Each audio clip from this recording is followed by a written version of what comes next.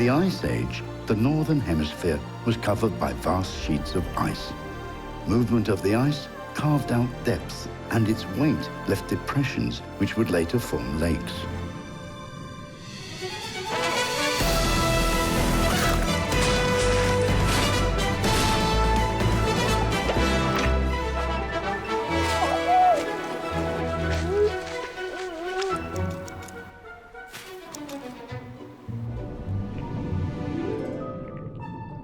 According to the tale, water spirits grew up in the springs and learned to take care of the water folk.